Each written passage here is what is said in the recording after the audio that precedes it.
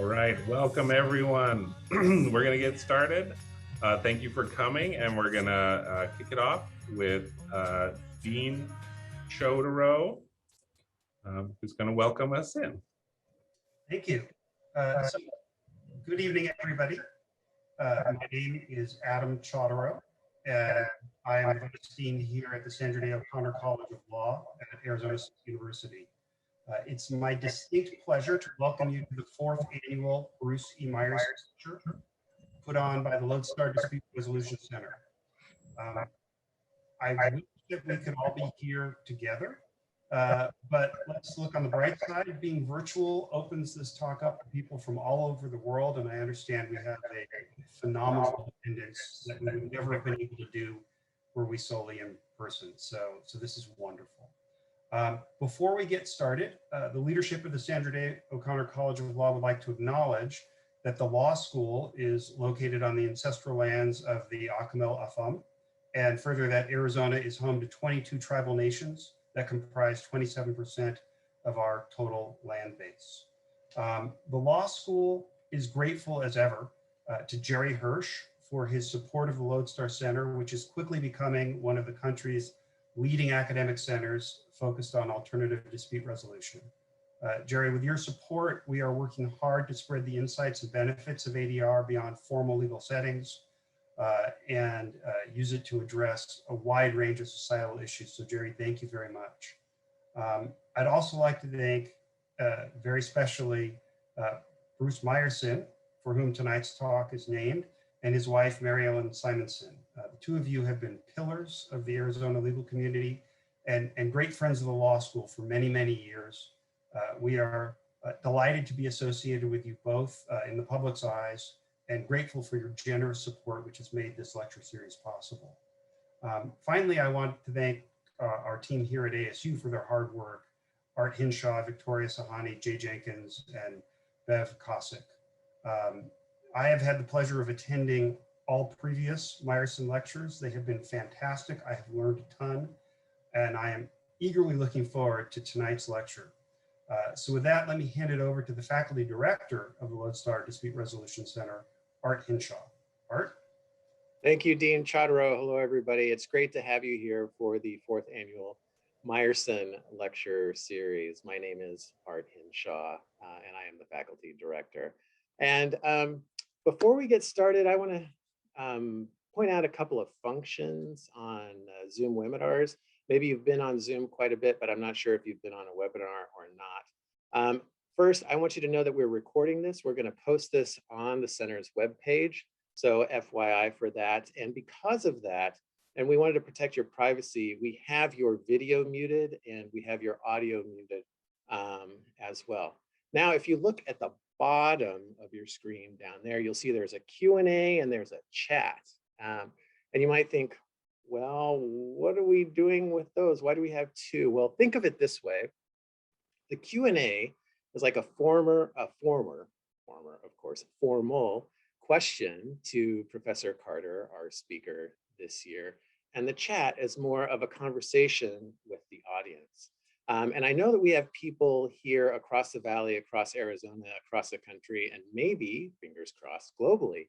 So if you could just type where you're from in the chat so we can get a little practice using the chat and say hello to our friends here. So please shoot away on that. Do note, all right, Maplewood, New Jersey, Denver, Colorado, nice. Lots from Phoenix, Gilbert, Dallas, Pennsylvania, Malvern. Love to see this. Houston. Somebody gave their address. Oh my goodness. Lovely. I saw Alaska as well. So thank you for doing that.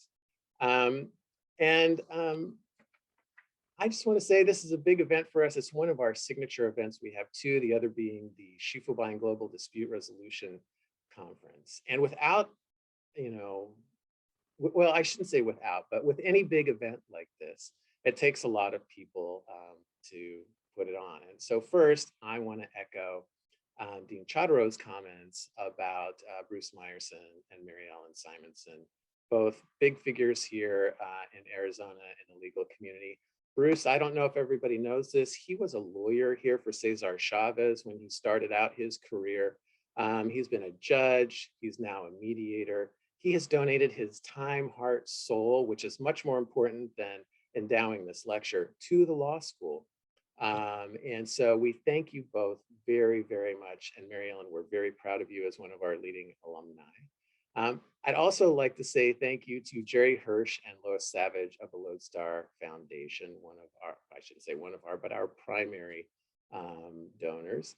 And they've given us so much support over the years. There's really no way to say thank you, but it was such a heartfelt note today from Jerry. Now, Jerry was recognized at the alumni luncheon as basically, what was it, the Lifetime Achievement Award from them. And he mentioned us and mentioned this lecture as something he's very proud of. So thank you so much, Jerry and Lois. And also, I would like to thank Bev Cossack and Jay Jenkins for making everything happen behind the scenes. And when I say behind the scenes, I really mean behind the scenes. Why? Because Jay is directing everything from his office. We saw him there for a moment in the beginning, and he's making us look beautiful and making it all work smoothly. Thank you so much, Jay. I'd hate to think where we would be without you. And now, the reason that you're here. It's my pleasure to introduce my friend, Alex Carter. There she is. How are you doing, Alex?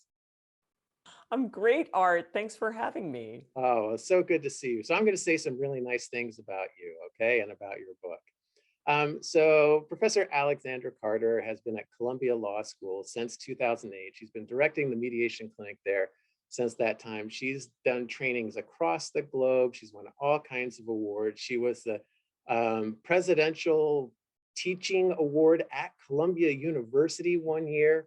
I mean, she's just an amazing person. In fact, she has the contract, maybe the contract, I don't know if contract's the right word, but you are the designated dispute resolution instructor at the UN. Is that, yeah, see, amazing. But the reason that she's here, besides all those wonderful things, is this book right here. Ask for more 10 questions to negotiate anything. I shouldn't cover up your name. There we go. Because this book is really, really fantastic. It's been a business bestseller. It's led to a ton of media appearances. And I don't know if you all know this, audience, but Alex was on Morning Joe this morning, you know, on national TV, looking great. You can look it up on today's episode if you like. It's online. I actually watched it, Alex. So great job. Keep up the good work. But a year ago, she asked me to read a proof of this book, and I read it and I was blown away. I was just like, this is organized, this is well written, it's so good. And I just gushed to her then. And let me tell you why I'm blown away by this book. And that is because it really helps develop negotiation theory in a way that a lot of books do not. So the fundamental dilemma in negotiation is known as the negotiator's dilemma. And the negotiator's dilemma is essentially this. Negotiators have two separate but complementary tasks that they have to do. We know one of them, it's pretty obvious. They need to divide the pie, for lack of a better term. They need to distribute what's going to be distributed in a negotiation. So that's one. The other is that they need to, and you hear it this way, as expand the pie. And that is called creating value. And most books talk a lot about distributing value and do not give, they give short shrift to the concept of creating value. This book does not. Let me get my fingers in the right place again. This book does not. This is the best book that I think has been published since Getting to Yes on creating value, on that side of the equation. And that's really saying something. So Alex, we are so glad to have you here. You've developed a part of the negotiation sort of theoretical base that has been woefully underdeveloped. And we're just so happy to have you. And so, ladies and gentlemen, I present to you, Alex Carter. Alex, take it away. Thanks so much, Art. And I have to start. You've left me no choice with saying a couple of really nice things about you as well. So here's what I want to say. Here's what I'll start with. I arrived in this profession as a newly minted mediation professor in 2008, as Art says. What he didn't tell you is that I got launched into this profession. I was still an associate at Cravath, and I flew out for the clinical conference that year to meet some new people and be immersed in this world. And the first person I met was Art Hinshaw. And I didn't just meet him, he really advised me in ways that powerfully shaped my first year and my first few years as a professor, sent me all of his materials and walked me through them in a way that I will never forget. And I remember thinking, I've really joined a community that lives their values. You know, they're mediators in the room and they live out those values outside of the room. And I never forgot that. So for many reasons, it's really an honor to be here tonight. And I also wanted to join Art in thanking the Meyerson family and ASU for bringing me here tonight. I mentioned this backstage, but this has really grown to be a prestigious lecture in the world of ADR. Several people just today congratulated me on speaking at the Meyerson lecture, and so I'm so pleased to be here tonight. So with that, let's get started. There's one more note you need to know about me. So I'm a clinical professor. What does that mean? It means that in an ordinary semester, twice a week, I would be going into the really busy courts of New York City and mediating high conflict cases. So what that means for you tonight is, I promise it's not possible to distract me with your chat comments and questions during the lecture. In fact, this may be one of the more interactive lectures you've had. I'm going to not only welcome your chats, I'm going to solicit them at several points during the program, and I hope you'll cooperate because it'll make the time go smoother and really encourage the learning for all. All right, and so without further ado, here we are. This is Ask for More. So since I'm with an ADR expert audience, I wanted to let you know that my primary goal for Ask for More was to redefine the way we think of negotiation in the first place. So here's what it's not. I wonder how many of you imbibed this definition, this tired old definition that I did when I was a law student or even in my early practice days at Cravath, that negotiation is a back and forth between two or more people designed to get to an agreement, usually over money, right? So distribution, as Art was saying. So negotiation means once a year, I go into my dean and say, hi, Dean Lester, you know, I published a book, I won an award, keep me in mind when you're making your compensation decisions. Or negotiation is the thing we do right before we sign, whether it's an M&A agreement or a client retainer, any kind of contract. Or unfortunately, what I do in my job at Columbia, negotiation is what happens when we end up in court and we have to figure out a way to settle out of this. And I have to say that over time, I grew more and more dissatisfied with thinking about negotiation this way. To be honest, to me, it missed most of what I saw as the daily negotiation going on in life. It was narrow, limited, and frankly, reactive, as though as a lawyer, I negotiate only when timing or circumstance forces it upon me. And so this is no longer what I teach, this is. And so remember that I told you I would be soliciting your chats. Here it is. This is the first moment. I would like for you to chat me now and tell me what this picture has to do with negotiation. So we're looking at this beautiful point of view picture of a kayak going through some sea caves. It looks lovely. It looks relaxing, frankly, placid. So tell me what this has to do with negotiation. And I'm looking in the chat to see what your answers are. Okay, so negotiation is a journey, an opening to a solution. Choices, says Diana. Shannon says, take the easy way or the hard way. That's really interesting. Deb asks the question, how am I going to get through that opening? I feel you, Deb. Lauren says possibility. Jen, fluidity. And then we have a few here. Heidi says navigation. Same with Trevor.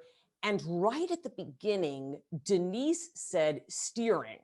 And this is, in fact, closest to where I'm going. So, believe it or not, this picture is an homage to my honeymoon trip to Hawaii back in 2006. So, true story, my husband and I get in a kayak on the Wailua River, and our guide looks back and says, please negotiate your kayaks to the left. We're headed for that beach. And for the rest of the trip, while everybody else was drinking in the scenery, my mind was busy because I was remembering, that's right, there is more than one way to think about negotiation. When I'm negotiating a kayak toward a beach, when I'm negotiating a mountain path, what am I doing? I'm steering. And from that moment on, I wondered to myself, what would my life look like if I saw every conversation, not just the money conversations, not just the resource conversations or the performance review or the contract, but every conversation as an opportunity to steer my relationship with someone else. Maybe to teach them how to value me, to educate them on what I could offer, but also to get to know them really well so that I could figure out how to serve them. You see, I don't normally talk about this when I do book talks, but Ask for More is, in fact, a mediator's take on negotiation. The truth is that I learned mediation first. I started mediation first. And so by the time I studied negotiation, I was by that point thinking about how I could use my words to bring myself closer to the other person, to find out a way that I could do well in the process of doing good. And in thinking about negotiation as steering, all of a sudden, an entire world opened up for me. It meant that what I was doing every day in the office and in home and everywhere, frankly, was negotiation. And that if I thought about it that way, I would approach it more intentionally and get the most success. Now, of course, let's turn back to the picture. There's just one problem with this picture, isn't it? Right? This is so beautiful. It looks placid. It looks relaxing. I don't know about for all of you, but my life has not looked like this since about March 9th of last year. I think it's looked a little bit closer to this. And so here is, and I wonder if this resonates for any of you. I'm seeing yes in the chat. So for a lot of us, it may feel as though it's not a placid stroll through Hawaii. It is a category 5, how do I not end up on the rocks type of situation. Robert says, I've done that, right? And so here's the thing. The approach that I teach to negotiation, the approach that I studied and honed over more than a decade now of sitting at the table and helping other people work out their disputes, works really well for this. But I can also tell you from hard-won personal experience that it works exceptionally well for this. And I'm going to talk a bit more about how to navigate the category 5 throughout the remainder of this presentation, as so many of us have done this last year. You know, a health crisis, an economic crisis hitting us all at once. What does that mean for our negotiations? We're going to talk about that. So, in sum, negotiation is steering. It's any conversation in which you are steering a relationship. And it means then that you have the opportunity, if you negotiate the right way, to open up that relationship for mutual gain. But here's the most important thing. Here to me, you know, Art, I was thinking about some of the reason that I wrote a book in the first place. And this last bullet for me might be the biggest. You know what gets lost when we think about negotiation as starting from the moment we're talking to somebody else? We've missed at least 50% of what makes it work. Because negotiation doesn't start when I sit down with Art to work something out. It starts at home with me. It starts by steering the relationship that I have with myself first before I approach anyone else. And this, more than anything else, is the mistake that I have seen people make. And it doesn't matter whether they are diplomats at the UN or Fortune 500 executives or partners in law firms who come into a federal case that my students and I are mediating. People don't always know the right way to steer that internal conversation so that they arrive at the negotiating table, whether that's a real table or a virtual table, with the clarity and confidence they need to be the best possible negotiator. So if negotiation is about steering, then what's the best way to steer? The answer is somewhat counterintuitive. It is not, in fact, about arriving at the table with all the right answers. It is instead about asking the right questions. And this is truly a mediator superpower that I wanted the rest of the world, people who were negotiating for themselves, to know about. As a mediator, it is never my role, Bruce knows this, to arrive in the room and deliver the answer. My role is to help people raise the right questions that lead them there. So what does asking questions have to do with negotiation? As it turns out, a whole lot. So there's been organizational psychology research to show that leaders, so the people who are the very best leaders of teams, companies, or even nations, are the people who ask themselves the right questions. They're the ones that have the most self-awareness to be able to govern and negotiate and lead.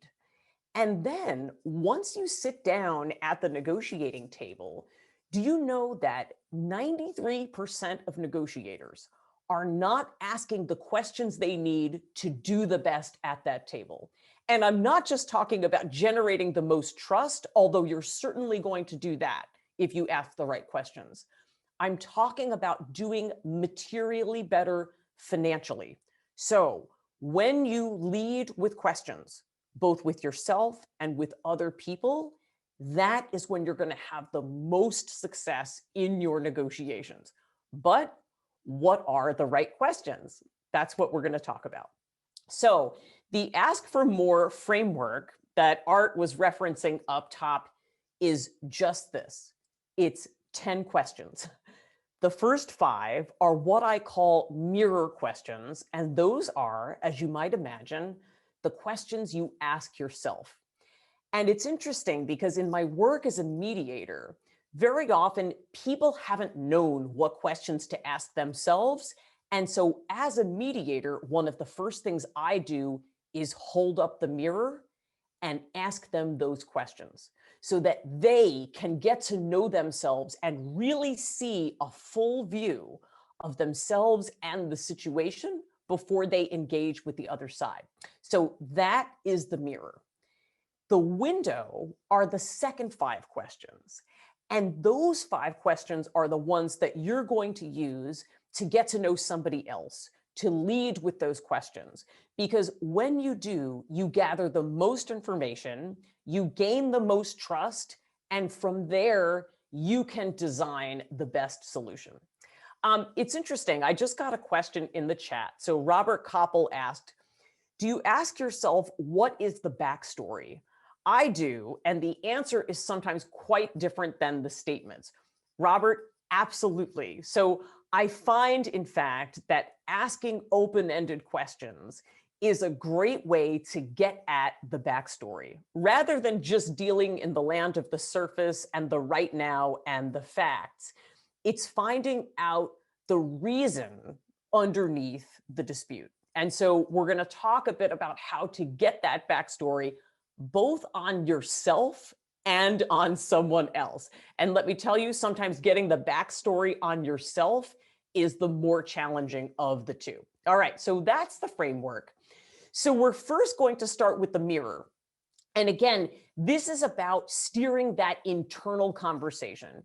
If you have ever arrived at the negotiating table, you sit down with someone else and you have blanked, or you felt as though your mind was racing and you found it difficult in the moment to prioritize or make decisions, especially then, spending a bit of time in the mirror will really, really help.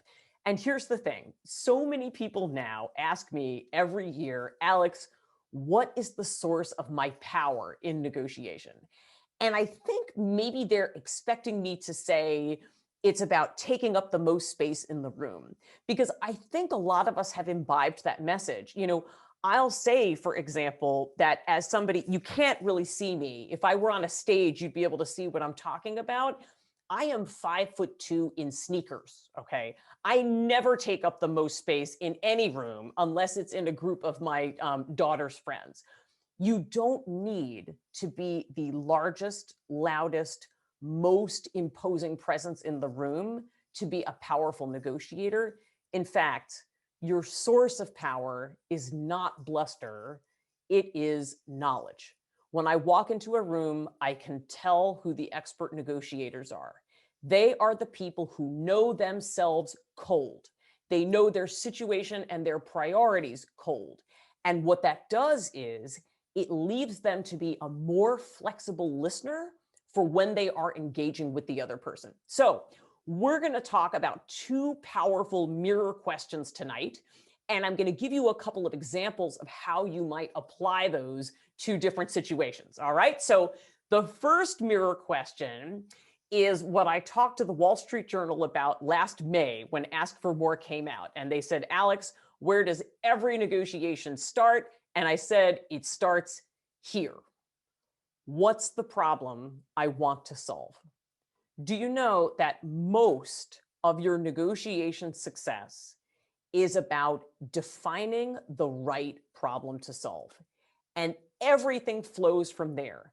Getting the problem to solve right is like figuring out which beach you're headed for. Otherwise, you're going to kayak all day and exhaust yourself and end up in the jungle, which is not where you want it to be. So let's talk about examples of solving the right problem. And the example I used in the book was actually this. Okay. So what I am holding in my hand, my iPhone, is a result of finding the right problem to solve. And I tell the story of Steve Jobs, so back now much more than a decade ago, having just invented the iPod. Remember that, when we had a separate device that we would use just for music? And it was an incredible success, worldwide success. But Steve Jobs was out there looking at it and grew more and more dissatisfied. Why?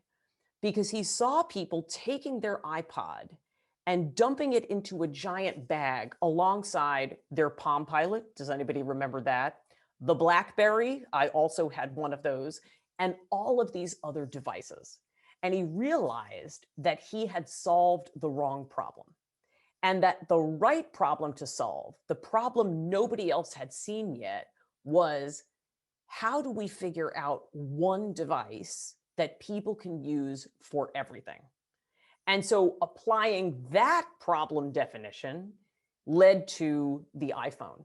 So we're not all Steve Jobs. Let's zoom it down to talk about more everyday negotiations. So I've been counseling a lot of companies during coronavirus, companies that have been hit, small companies that have really been impacted. And one startup company called me last year and said, Alex, we need your help on communication. So we just lost a major segment of our business during COVID. This was a product company that sold through in part to coffee shops. Coffee shops closed, that segment was done. So they said, we're short on revenue for June. We need to raise another round of financing later in the year. So we need your help. We're reaching out to blast our Rolodex so that we can make our revenue targets for next month. And I said, okay, hold on. What is the problem we are trying to solve? Are we merely trying to bring any revenue in the door for June? In which case, let's play this out. What happens then if those aren't your best customers and we're doing this all over again in July, August, and September? Or are we figuring out how to pivot your business? Are we trying to figure out your best long-term clients from here? Because if so, we're not blasting the Rolodex of 2,000. We're making targeted pitches to 10. Zooming it down even further, even if you are thinking about a basic negotiation like, how do I renovate my bathroom? Okay, I'm negotiating with my contractor. Again, what's the problem you're trying to solve? Are you renovating to use it for the next 30 years? In which case you have a whole one set of choices. Or are you renovating to sell? Because then that leads to a completely different set of choices. Or you could be renovating it because your spouse just had an accident and you need wheelchair access. All three situations where I've talked to people about. Leading with the problem to solve is what's going to help you then make choices from there. And a note to the mediators in the room. Very often when we deal with those really, really challenging cases, it's because the two sides coming in the room have a completely different view of the problem to be solved. I faced this just this week on a discrimination case where one side, the agency, came in and said, well, this person wasn't promoted. The other person said, I'm looking around the office and I'm seeing who gets promoted and who doesn't. And this leads me to think that something in our entire office is broken. Two different definitions of the problem leading to mediation and to a conflict. So once we have defined the problem, I have one more powerful question for you tonight. And this question is useful for everyone in negotiation. It is especially useful, and let me know if this is you, if you've ever had anxiety about negotiating for yourself. In fact, there's a specific person that I want to talk to out there tonight. I would like to talk to the person who is an incredible negotiator for other people, for her institution, for her team, for her friends, colleagues, and family, and maybe she struggles to do it for herself. Because especially if that is you, I have a question that you should ask yourself before every negotiation. Are you ready? Here it is. This is the question. How have I handled this successfully in the past? This is an incredible mediator question, right? If you think about it, Bruce and Art, how many times have people come into us, right? And they're in with a problem that they feel hopeless about. They feel that it's intractable. And we ask them, how have you handled this or something like this before? And a couple of magic things happen right in front of you. The first thing is that the person starts to gain confidence. They remember that, in fact, they have gotten through difficult times before.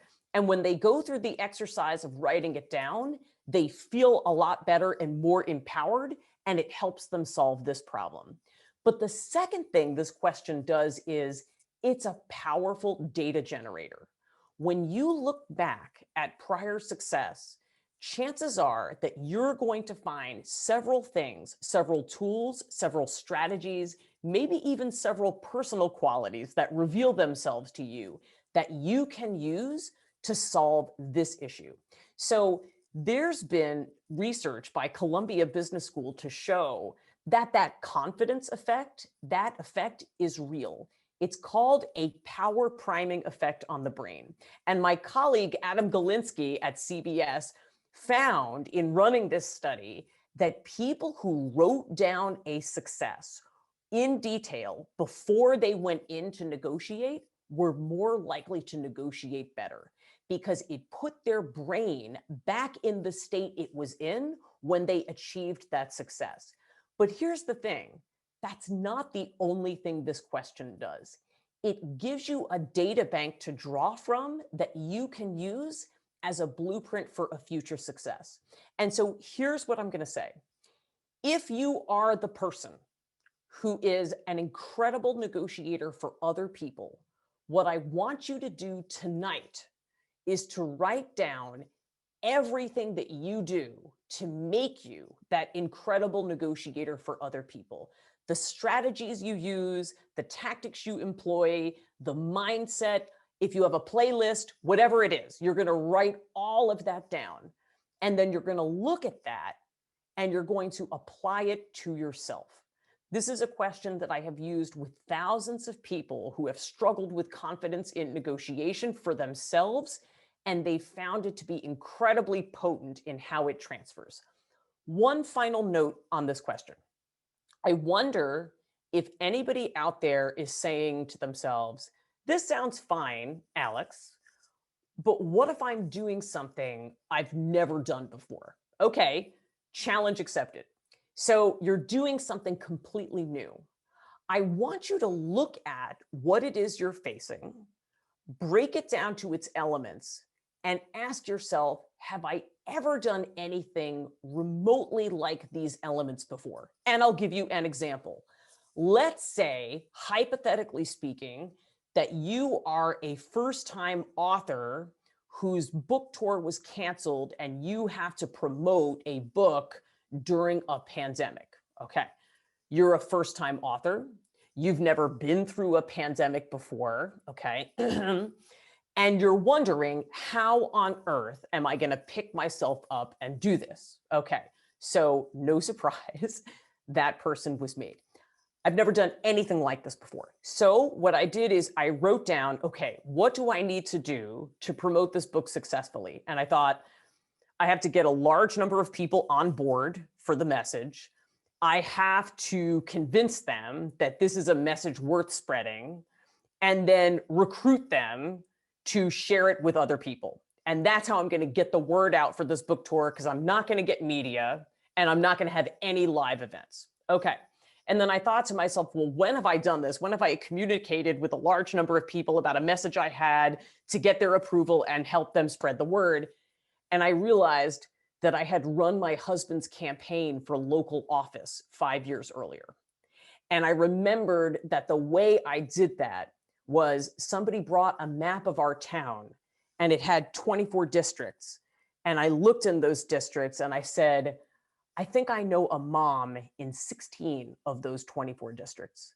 And so I called all of those moms for a meeting at my house and I said, you're going to be my captains. And together we're going to get the word out about my husband, Greg, and his platform. And it was tremendously successful. I used that as a blueprint. I ended up creating a launch team for Ask for More. I didn't ask people to buy the book. I recruited them to join my team as captains. We ended up with a team of over 600 people who spread the word to people, who spread the word to more people, and it made the book a success. So even if you've never done anything like this before, if you break something down, oftentimes you're going to find something in the past that you can use as a blueprint to get you to where you're going next. All right. So that was the window. There are a few more questions in the book, and I think 100 of you now have it. But we're moving on to thinking about what it is that we ask other people when we sit down with them. And the truth is, we're asking people questions all the time. We're just not always asking the best ones.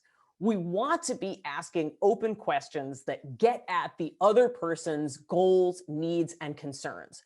Remember when I told you that 93% of people were not asking the right questions in negotiation? So what were those 7% doing? They were asking what Professor Lee Thompson calls diagnostic questions, questions that get at somebody's goals, needs, or concerns. And when you do this, here's the thing. Getting to Yes is actually a wonderful book. I really love it, like art. My goal for you is actually to go beyond that, to ask the questions that are not just going to get you to an agreement, but help you establish a relationship of trust with that other person. Because I found that law, like many other things, is a relationship sport. And when you cultivate those relationships, then Art and I are not just doing one deal together. He thinks of me as his partner in his long-term success. And that's when we're going to do deal after deal after deal. So what are the questions we want to ask other people? Let's actually do some practice. So I'm actually going to give you a chance to interview me. And you're going to interview me about something pretty mundane. So believe it or not, despite the pandemic, I somewhat recently took a family vacation. And you would like to find out as much information as you can from me about my family vacation. And I'm going to answer your questions live from the chat.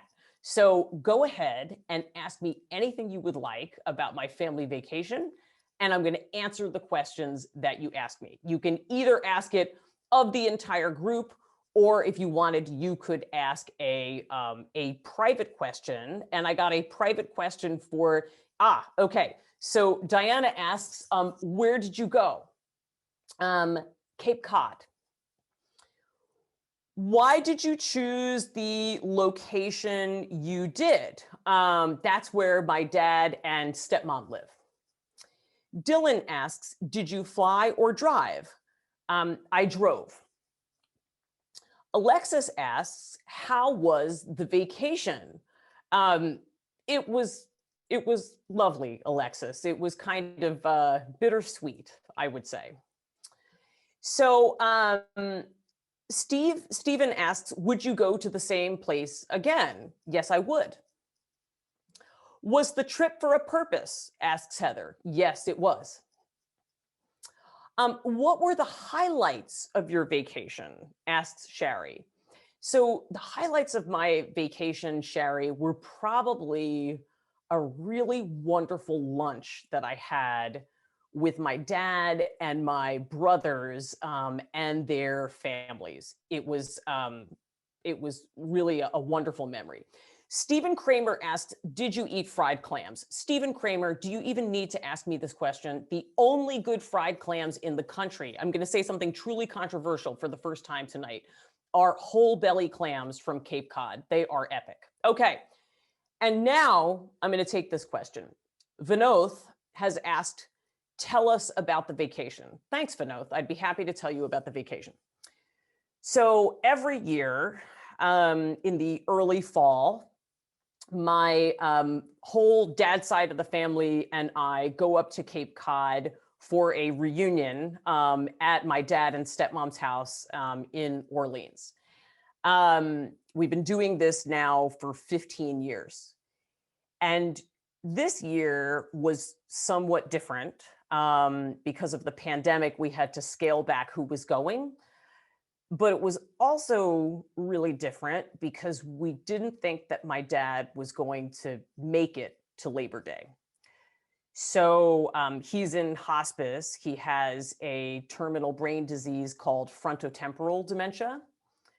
And to make matters worse, on May 5th of last year, the day that Ask for More came out, my father was diagnosed with COVID, and his hospice facility told us they didn't expect him to make it 24 hours. And somehow he did. He made it through. He battled for 5 weeks and came out the other side.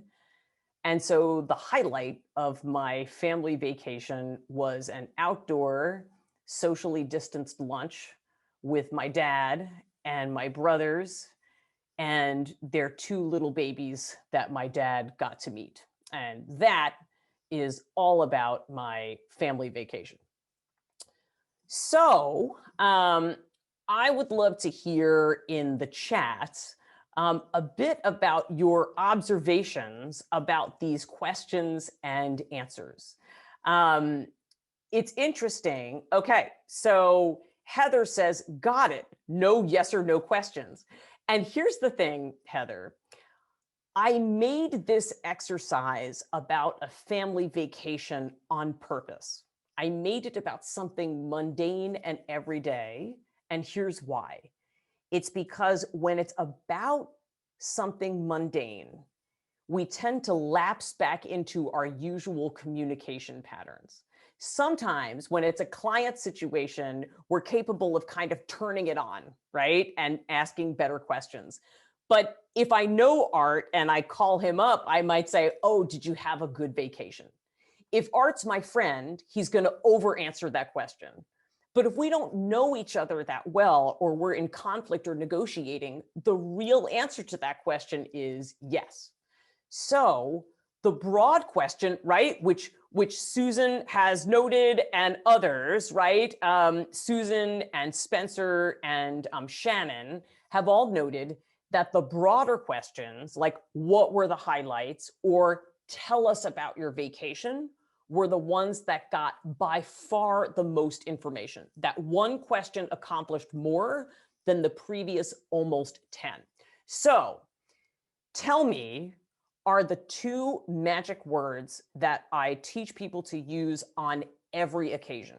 And as mediators, Bruce and Art would know, right, that when we walk into the room to mediate a conflict and to get to know people, we don't walk in and say, what's your number, right? We walk in and say, tell us what's brought you here. Because it's in that way that the party can start to lead me toward their definition of the problem. Is it a legal problem? Is it a business problem? Is it a personal problem? And in that way, we can start to diagnose the beach that we are trying to kayak toward. Let me give you a few examples of how tell me is so important. So over the last year, I've actually spoken to a large number of sales teams and business development teams at companies. And so I'm talking to a product team, and they called me really excited because they had a big negotiation coming up. So this, again, was a product company that was having a meeting with a retailer. And they had been in that meeting twice before. Twice, the retailer had called, and what they had done is they went in with their pitch deck and their team. They showed the pitch deck, they gave the pitch, and they did not get the deal. This time, we devised a new strategy. They walked in, sat down, and said, we're so happy to be here. Tell us how you're seeing the sector and where our product might fit in. And then they sat back. The retailer, after a couple of seconds of stunned silence, said, all right, you want to know why you didn't get the deal before? I'll tell you why you didn't get the deal. You didn't get the deal because I didn't see the data to support that my consumers were ready for this premium product. So in a minute, they figured out they didn't need to show the pitch deck. They needed simply to answer this one concern. And this time, with just one question, they walked out with a six-figure deal during coronavirus. The fact is that whether you are trying to persuade for yourself or on behalf of a business, whether you're trying to get the most money out of a particular situation, or whether you're trying to have a difficult conversation with a relative, tell me is the question that opens people up the most. You know, in fact, Art, I talked about this question this morning on MSNBC because we were talking about racial equity in the workplace. And I was saying that after George Floyd was killed, I reached out to some of my graduates of color to say, what are your law firms, what are your institutions doing for you? And the first woman wrote me back to say that her division head had emailed her and asked, are you okay? And she felt pressure to say, yes, thank you, I'm fine. The second person told me that her division head called her and said, tell us what we can do to support you better. That was a question that made the person feel truly welcomed to open up and share her thoughts. Tell me is the first question that people should ask on every occasion. Here's the secret, of course. It's not really a question. It's a command, but it reads as a sincere opener to any conversation. I'll tell you one last story about parenting, because for so many of us, right, the difference between home and work is basically a walk down the hall. We're spending more time with our kids than ever before. So you can't make this up. 2 years ago, I am writing the chapter on Tell Me when I go to pick my daughter up from a swim meet. And she comes out of the locker room crying her eyes out. I mean, she looked like the emoji that's like crying off to the side. She was crying so hard. And I said, Cece, what's wrong? I was pretty alarmed, in fact. And she said, Mommy, I really don't like this locker room. You have to share showers. And a girl came in while I was showering, and it was so awkward. Okay. So I had a hypothesis. She's almost 9. And I was thinking to myself, I know what this is. I think it's body anxiety, right? But I didn't assume. I said, tell Mommy what made it awkward. And she gave me a look that was like, are you kidding me? She's like, isn't it obvious? And I said, I don't know. Tell Mommy. And she goes, we wanted our shower at different temperatures. Right? I felt like my brain exploded. If this were Family Feud, that wouldn't have been on my top 100 list of things to come out of her mouth. But here's the thing. A lot of times we're in relationships, whether in the home or at work, with people we've known a long time. We think we know what's on their minds, but we actually don't until we ask them to tell us. So try this question and let me know what it does for you. All right, one last question. So I wonder if anyone here has ever hesitated when negotiating because they feared that they might get a no. If so, I have a question for you. Here's the thing. No is not the end of the conversation, and no is not an occasion for arguments. Anytime somebody tells me no or a whiff of no, I have concerns, I'm not sure, I ask them the same 4-word question. What are your concerns? Here's the thing. Sometimes when people get a no, they think they might want to ask why. And why, actually, I have found puts people on the defensive. There's social work literature to indicate that social workers don't ask why because it elicits a because. It's a question that people instinctually respond to justify, and it looks to the past. Instead, asking someone, what are your concerns, is a great way to uncover whatever barriers there are to agreement and be able to figure out a way to still work together. So I have counseled many, many people through employment negotiations, and they go up for a promotion, for example, and they're told no. And that's the end of the story, and they don't try again. But if they go back and they ask, what are your concerns? It's incredible the number of times that something opens up where you can work with that person, right? So somebody might say, well, you know, I just got one person promoted and I don't have, political capital to do this again for 3 months. Okay, that's an answer you can work with. Or somebody might say, well, I haven't been able to make the case for your experience on this dimension. Then you have something to work with. So over and over again, if you get a no, asking somebody what their concerns are can be incredibly effective. This is something I've used as a mediator. I once had a party that was ordered to mediation. I called the attorney for a pre-mediation conference, and she said, just so you know, I don't have to talk to you at all. I'm planning to show up. The judge has ordered me, but I'm not going to say anything to you. And so I asked her, what are your concerns? And it was interesting. She gave kind of an indirect answer. She was like, I have just learned that, nothing I say is safe. And so it's best for me not to say anything, right? And here's where, Sarah Cole, thank you so much for being here tonight.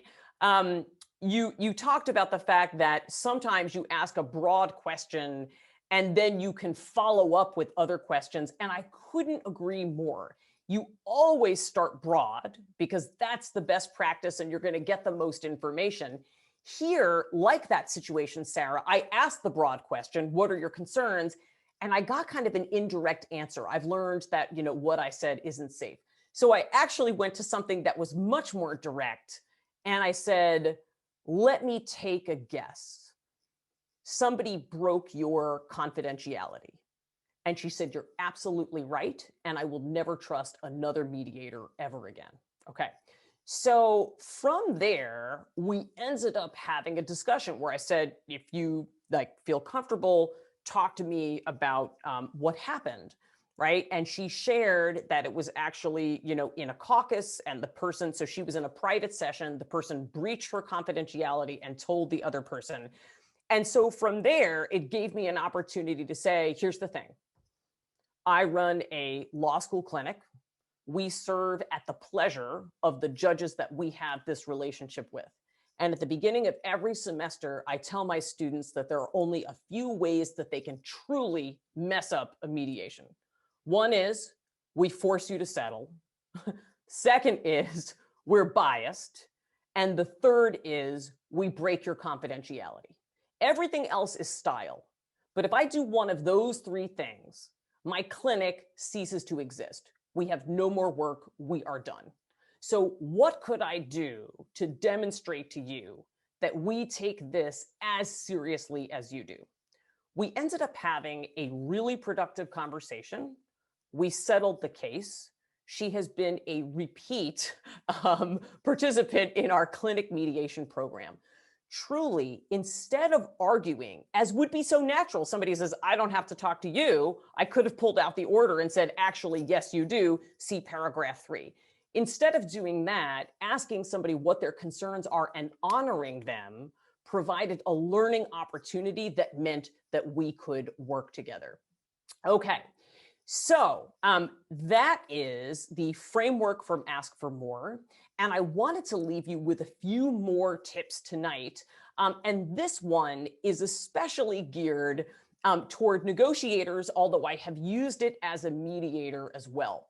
So when you are making requests, so Art has spent time asking himself questions. He's now asked somebody else questions, and now he's ready to make a proposal. Doing it with this formula can be extremely effective. It's called the I-we. Here's what I'm asking, and here's how we all benefit. So this frame helps you highlight common interests, and it focuses the person on what they have to gain rather than lose by working with you. So as an example, I need 2 more days to analyze this. When you allow me time up front to get it right, we're not going to have it boomerang back on us later, right? So we have a common interest in durability. Here is how we are going to meet this. Or if I receive this training, we all are going to benefit from my ability to be able to better lead. The I-we is really, really effective. All right. So I'd like to conclude here tonight with some material on equity in negotiation.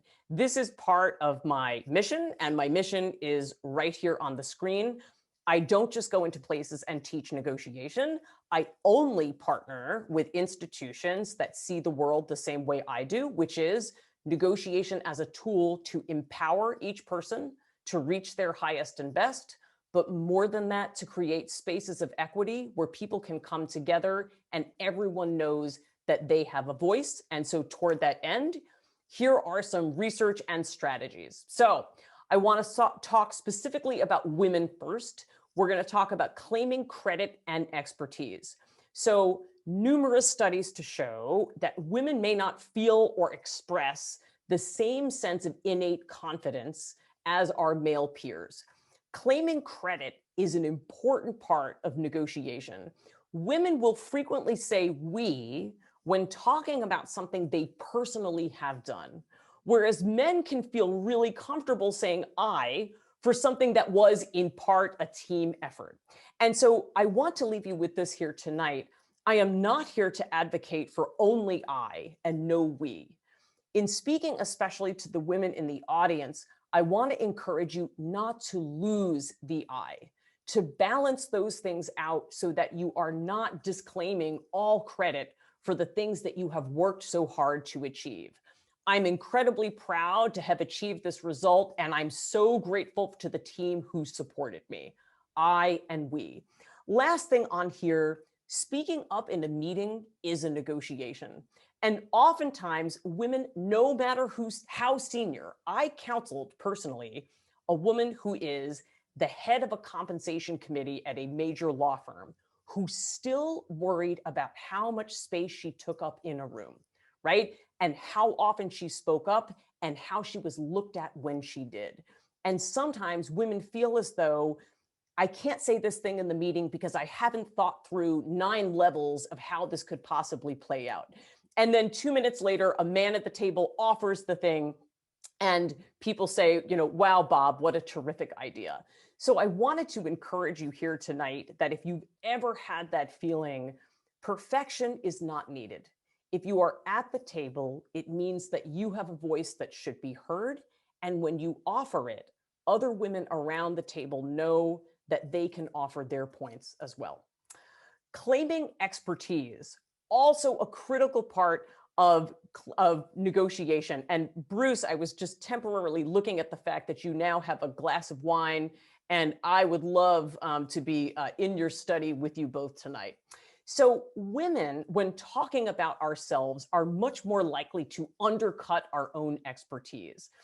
Belittling ourselves, though, can make us come across as cautious and doubtful and undercut our strengths. So, real life example, quoted in the New York Times, a female presenter went into a mixed group of men and women and asked whether anyone had expertise in breastfeeding.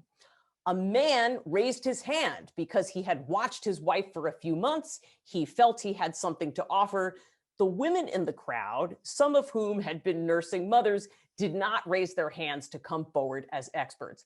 And here's where I decided to do some personal research. So I went home to my husband, also a Columbia Law School graduate, and as he was coming out of the shower that night, I said, honey, would you say that you have expertise in breastfeeding? And he thought for a moment, this was a couple of years ago, and he said, well, our daughter's almost 9, so I don't know that I would say that anymore.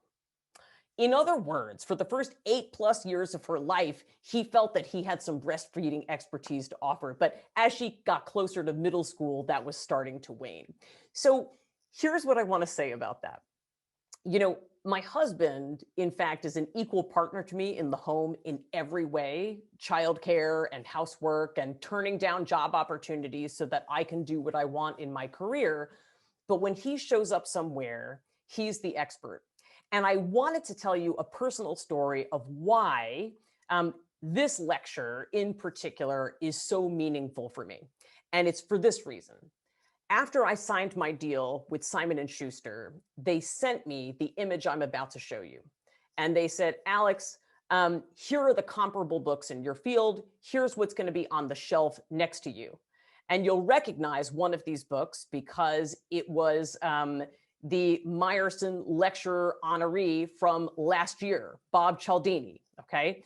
And Simon & Schuster sends me this, and they say, these are your comparable books.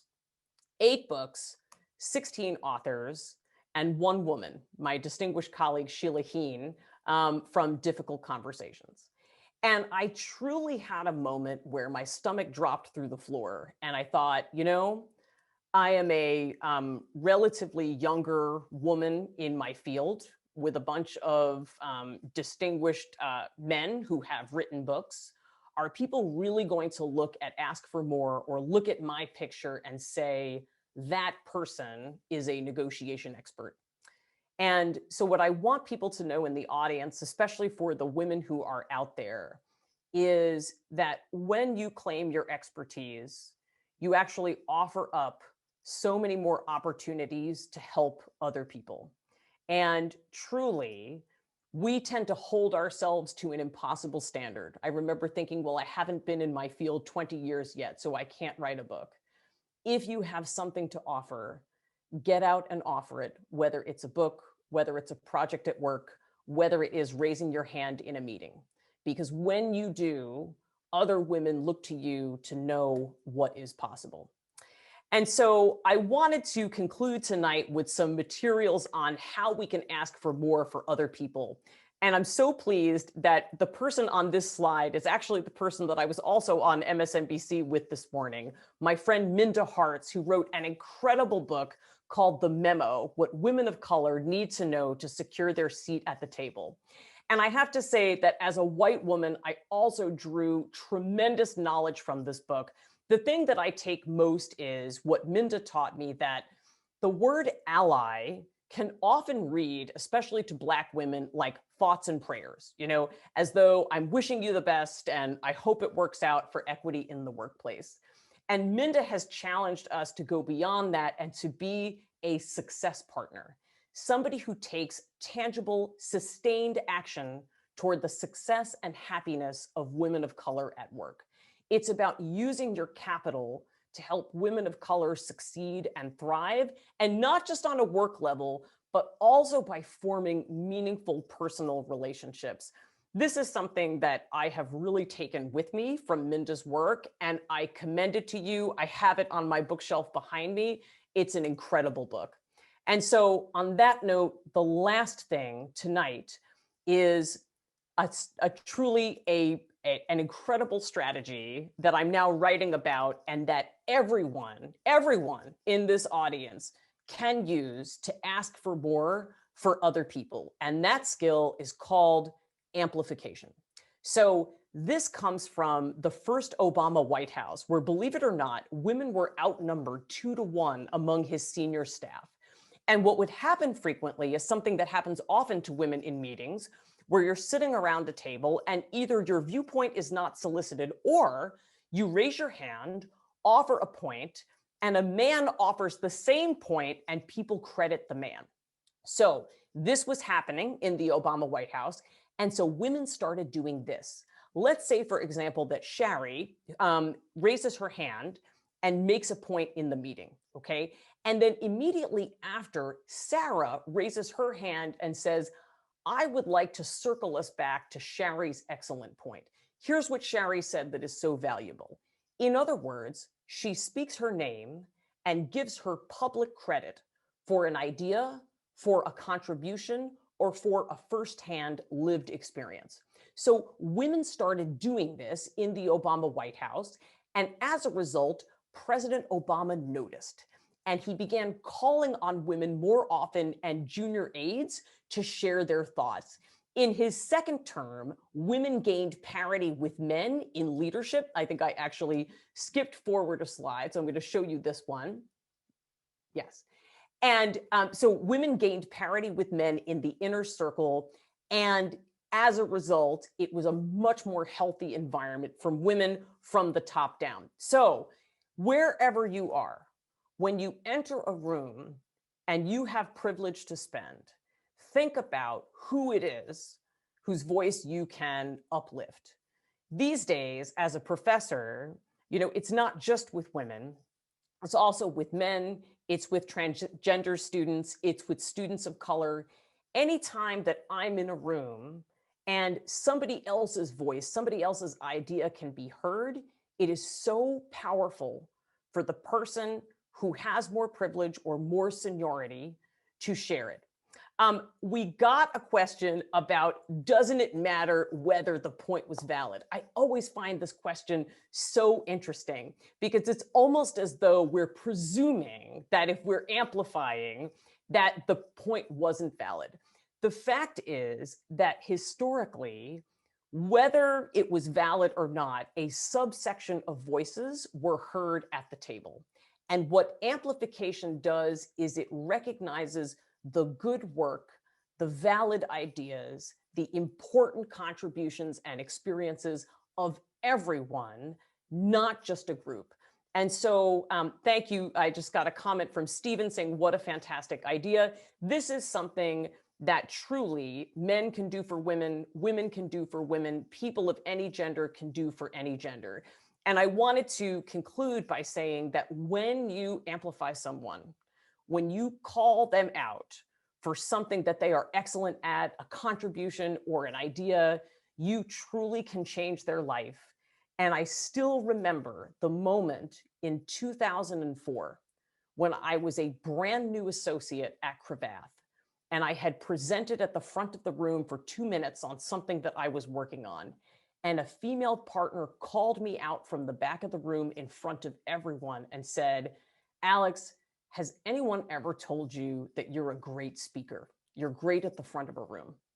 And I've never forgotten that, because truly the moment that someone said that to me and amplified me in front of a group of people, it not just helped me gain confidence in a very male-dominated environment, I truly believe it led to the moment where I felt comfortable to be a professor and a keynote speaker and somebody who is out now, hopefully serving many people. And so I wanted to, with that, thank you so much for having me, to offer some ways that we might stay in touch. I always tell people when we train together that even if it's for an hour, or maybe whether it's with you, you've had me for 2 years at Columbia in the clinic, that now we are colleagues for life. And so I not just invite, I insist that you stay in touch. I would love to hear what you took from this. And also, I would love to answer any questions that you might have. And so I'm going to go back, I think, through the chat, but maybe, Art, I will stop the share and go, and it looks like we have some stuff in the Q&A. The first question appears to be Gilbert, Arizona, go Devils. And so I think we've answered that live. Actually, Alex, you answered a lot of these live. So I'm going to push you down. That's bad phraseology. But the idea of question number 12 from the anonymous attendee of asking about salary negotiations. I'm sure you get this one all the time. Yeah. And so, anonymous attendee, thank you for asking that question, because it's going to serve a lot of people. If we were together in person having coffee, the first thing I would ask is, tell me more, because I would love to know more about what concerns you, what you've run into with salary negotiation. But here's what I will say. I'll go back to right at the beginning of the lecture when Art talked about distribution and value creation. I think salary negotiation is a perfect opportunity to talk about both of those things. It would be naive or incorrect to say that there is nothing to be distributed, right? This is a situation where, obviously, if I am in a salary negotiation, my hope is to do as well as possible. And it may be that on the other side, the company's job is to save as much money as possible, right? So we have that apparent conflict. There are so many possible drivers during a salary negotiation. And in fact, I have articles, if you Google, on all of the things that you can ask for besides money. Okay, but the first thing I want to tell you is that yes, you can and should still negotiate even during a pandemic, okay? So I'm going to tell you a quick story from my first salary negotiation ever, okay? I was extremely nervous. I had been in a lockstep job, wasn't sure what I was doing. And I walked in and I got a good offer. And I had that moment where I thought, should I just take it? But I said, thank you, I'm gonna run my numbers. And I called a senior woman in my field. And she gave me advice I'll never forget. She said, Alex, I'm gonna tell you what to do. You're gonna get back in there and ask for more. And I said, I'm gonna ask for more. And she said, yes, because when you teach someone how to value you, you teach him how to value all women. And so if you're not going to go back in there and ask for yourself, I want you to do it for the woman who's coming after you, do it for the sisterhood. And so anonymous attendee, I want to let you know that if you are a woman, if you are a person of color, if you are someone who comes from a traditionally underrepresented group in leadership and management, when you negotiate for yourself, you are teaching someone how to value not just you, but the people coming after you. So it is actually not selfish to negotiate. It can, in fact, be an act of service that helps other people. Second thing I want you to know is that when you negotiate for yourself, you are teaching your company what kind of negotiator you will be for them. And so finding a tactful, assertive, value-creating way to negotiate for yourself can only show off the substantial skill set that you're going to put to work for them once you are hired. 3, I have spoken to many, many, many hiring managers and HR people during the pandemic. They all tell me there is room to negotiate, okay? Everyone has heard the horror story about someone who got an offer pulled because they dared to negotiate. That is not the company for you. And it's great that you found out now, because otherwise you were going to end up in a place that isn't a good culture for you to work in. The vast, vast, vast, vast majority of companies expect you to negotiate. There is at least 10% of wiggle room for a lot of positions. And the way I negotiate salary is the way I negotiate anything else. Tell me more about the company. Tell me your biggest pressure points. Tell me your greatest needs for this position. Art, I want you to tell me the last superstar you hired and what made that person so effective. Art, if we were to cast forward 5 years into the future and I was at a rock star success in this job, what would that look like? Open questions are the key to amassing the information that you need to be able to make your most compelling case. I have one more question for you, and then we're actually closing in on time. And I know that you're in New Jersey, so it's pretty late there. As I look at your book, you know that I think it's fantastic. I love it so much. In fact, you taught me a lot, and some things from this book I use and teach my students now. And your book starts on both sides, on the mirror and in the window. It stops, the things that you discuss are the first steps, and it doesn't really get to the distributive side. How do you respond to people when they ask you, where's the distributive action?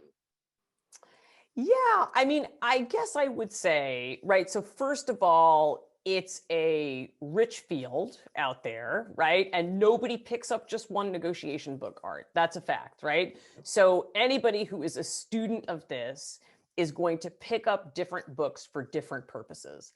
But I would say also, truly not to be cute, I trust that when people have raised the right questions with themselves and with others, that they will know the path to take. And over time, the work that I have found most rewarding as a mediator, and which also has translated into when I'm negotiating for myself, is asking the questions to develop my own internal true north in terms of how I define success in any particular negotiation. When I ask parties, what does success or what does fairness look like for you in this deal? I get as many different answers as there are people. And I think that is what makes negotiation what it is, which is a uniquely human, individual exercise. So I hope that in helping you raise the right questions, that I will help you develop the trust in yourself and the knowledge that you will use to steer yourself to the right destination. Well, I will say that with this, I believe that you have done that. You're very welcome. It's my pleasure. I think we want to bring Bruce and Mary Ellen on the screen here for a moment to sort of wind up the proceedings. Bruce, you're going to have to unmute yourself. There we go. And thank you so much, and to Jay and Bev and everyone at the law school for hosting this wonderful experience tonight, a great learning experience. I'm so glad that my wife is right here, Mary Ellen Simonson. And although this lecture is in my name, I can say quite definitively that it would not be possible without the support of my wife. So it's truly appreciated. And I'm so glad she was here, because one of her passions, Alex, is gender equity, just like yours. And so I don't know, she may want to speak to that. I'll leave that up to her.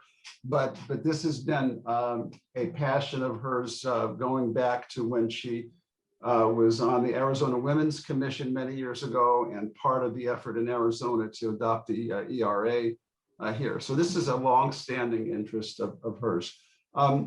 So this Saturday, we're having a family birthday. I have a birthday, Mary's brother, my son-in-law. So we have a big birthday celebration. And one member of our family, who I won't name, has very different political views than I do. And one of the things that I was thinking about, and I don't know if you want to comment on this before we wrap up, is trying to apply some of the teaching that we learned tonight about steering the relationship, looking at inward and in being introspective about what the problem is we're trying to address. So I don't know if you want to just talk a little bit about how the principles that you've talked about today apply to political conflict and ethnic conflict and religious conflict and the polarization that I think is so prevalent in society. I don't know if that's part of your thinking, but it is something that was occurring to me as I was listening to your discussion today. Yeah, thank you, Bruce. This is something, it's an important question. It's something I've spent a lot of time thinking about. I too come from what I call a purple family. And so around our Thanksgiving table, for example, we would have a number of folks from all parts of the political spectrum. I think part of what is really hard about, there's a lot of things that are hard about political discourse at the moment. It seems as though we've gotten completely away from asking questions, and it's much more, especially through technology and social media, about scoring points on each other. It feels like there are many, many fewer places to have a deeper dialogue, the kind of dialogue that truly does change minds over time. So what I have found that is difficult is people define the problem differently. So looking even at COVID and some of the politicized responses to it, people have very different definitions of what they think the problem is.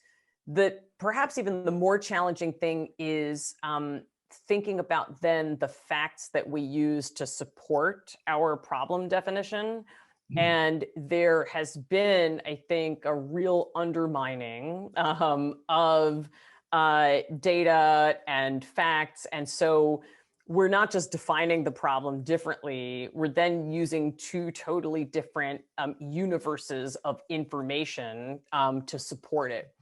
The single thing, other than questions and truly staying open and curious, this is something that I've seen a lot of different podcasts and news articles talking about, that if you're looking to bring people together or maybe even effect change over time, the best way to do that, and there is no quick fix, is to be truly curious and to be asking questions to get to know what somebody's viewpoint is. The further we can stay from judgment, the more likely it is that the person will engage with us, even if they're full on in a conspiracy theory like QAnon, right? Staying open with questions and engaging. But the other thing that's been found to be important and actually to induce behavior change over time is acknowledgement. So there was a study done of people who refused to wear masks, for example.